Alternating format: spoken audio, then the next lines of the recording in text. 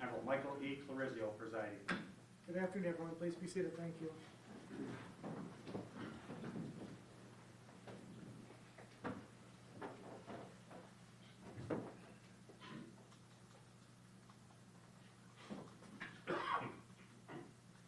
So I'll call a matter of Marie Monroe Ashley, Ashley Marie Monroe, our file 24-588FY.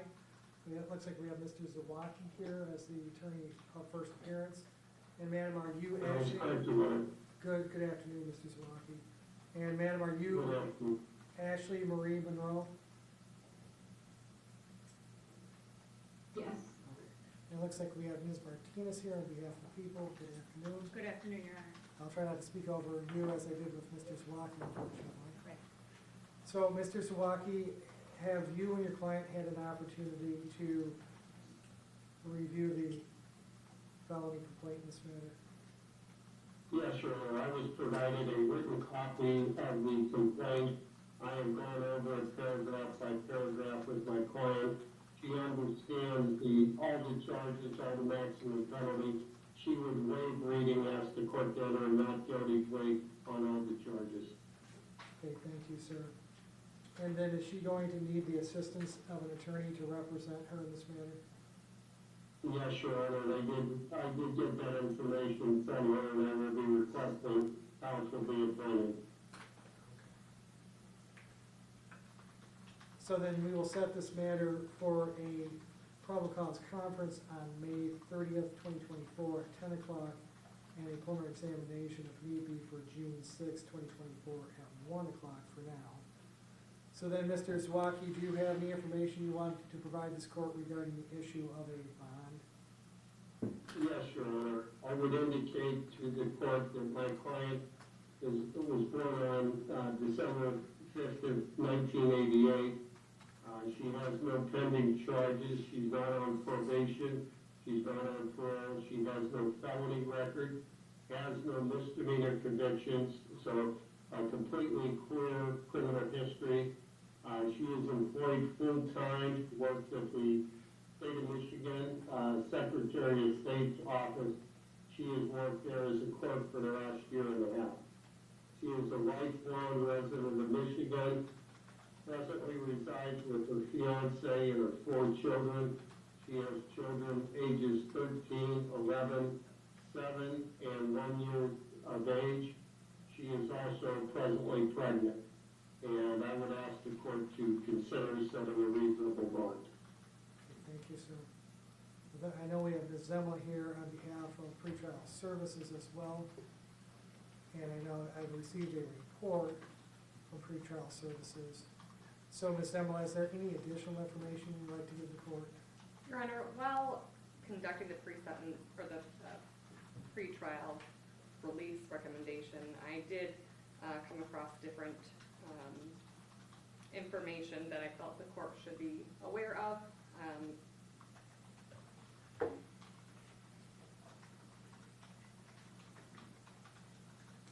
I would ask the court to consider the fact that there were victims involved in the community safety. There were notes that there was a mostly empty pint of alcohol within the defendant's purse. The defendant had left the scene of the accident, which leaves concerns that there could have been more victims had the agencies not responded as quickly as they were able to. There was a PBT that was administered at the jail. That result was a .183. There was also notes in the report that there were prescription medication bottles found within the vehicle in the defendant's purse. I would ask the court to take those factors into consideration. I'm not sure if our prosecutor here has any other information. Oh, I'll give Ms. Oh, sure. Martinez a Okay. full, complete opportunity want to to address the overstep court as third. well. Okay, thank you so much, Ms. Zemla. And Ms. Martinez, I'd be glad to hear from you as well. Your Honor, pursuant to Michigan Court Rule 6.106F, the people have reviewed the information in this case, including her criminal history, Factors we think the court should consider is her record of flight to avoid prosecution. Please note that several of the charges, felony charges issued here involve leaving the scene of an accident involving serious impairment and death. Second, under subsection C, we would like the court to consider her history of substance abuse and or addiction. As Ms. Dunlop pointed out, there was an open bottle of Crown Royal located in the defendant's purse. She was the only occupant and the driver of the vehicle, as well as 2 prescription bottles of antidepressants, which were also prescribed to her in her possession at the time. The antidepressants are also relevant due to the defendant's mental condition pursuant to subsection D. And under subsection E, the seriousness of the offense charge and probability of conviction and likely sentence. Here we have multiple victims, including the 2 deceased individuals, but we have other victims ranging in ages of 2 up to 60. And as their medical conditions are changing, and as we become aware of more information, these charges could change to become more serious over the next few days. So there may be additional charges.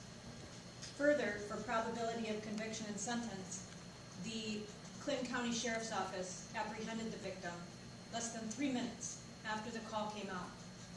Her car was located with severe damage to the front passenger side, consistent with witness statements, as well as blood, hair, and other tissue on her vehicle.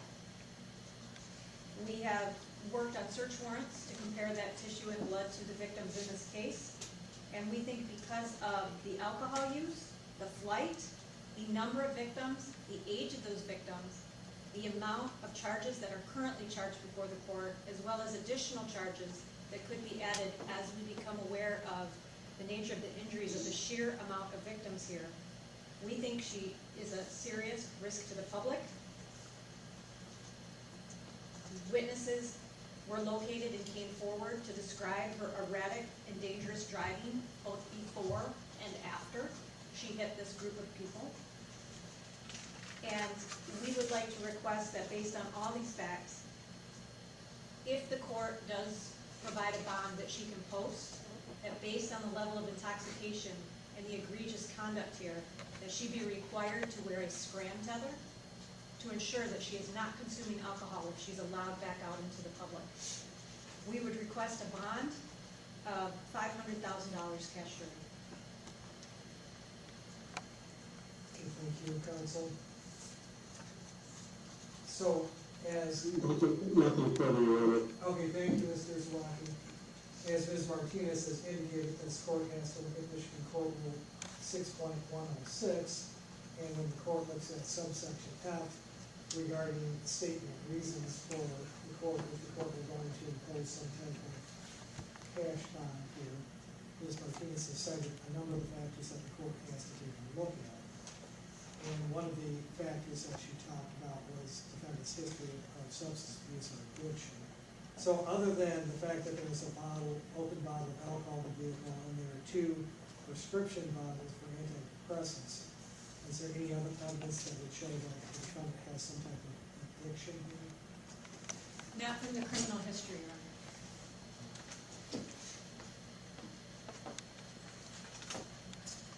So here, when the court is looking at setting a appropriate bond, especially when the court is looking at setting a cash bond, of course, both the United States Constitution and the state of Michigan's Constitution provide that excessive bail should not be required. Money bail that is excessive if it is greater than the amount that is reasonable and necessary to adequately assure that the accused will appear and adequately sufficient to protect society. That would be People versus Edmund, 81 Bishop, 743, 1978. So the broad factors that the court has to take into consideration when fixing a bond would be the seriousness of the offense charged, the protection of the public, previous criminal record, and the dangerousness of the accused, and the probability or improbability of the defendant appearing. Of course, Subsection F lists a number of factors that the court needs to take into consideration in determining what might be an appropriate bond, whether the defendant has any prior criminal history, including a juvenile offense. Here in this case, the defendant does not have a prior criminal history. The defendant's record of appearance or non-appearance in court proceedings or flight to avoid prosecution. While the court is not aware of any history that the defendant has of non-appearance in court proceedings, and apparently the defendant doesn't have a criminal history at all. Now, the prosecutor has mentioned subsection C, which would talk about a history of substance abuse and addiction. And in this case, allegedly there's a PBT result of a 0.18, which would be over twice the legal limit in this case. There was also potent alcohol that was found in the vehicle, along with prescription drugs that were found in the vehicle. The court can take into consideration under subsection D, the mental condition, including the character and reputation of the defendant for dangerousness. Under section E, the seriousness of the offense charged, and the presence or absence of threats, and the probability or likelihood of a sentence in this case. And of course, the defendant's employment status, history, financial history under subsection F. And under subsection G, the availability of community members who would vouch with credibility or would be willing to monitor the defendant in this case. So in this case, the court has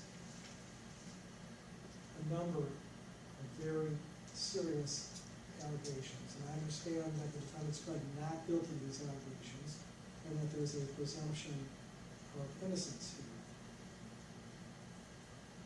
What the court knows for sure is that we have two individuals that have died. The two people have lost their lives prematurely. And the only kind of issue there is whether or not there was some kind of criminal agency that was the cause of that death. And then we have other multiple felony allegations involving leaving the scene of the accident. So here, becomes the factor of probability of here or not. The fact that the defendant allegedly left the scene, engaged in flight, would be an important factor for this court to take into consideration. Because there's an allegation that there was a serious accident that involved the death of two individuals so far, and serious injuries to numerous other individuals.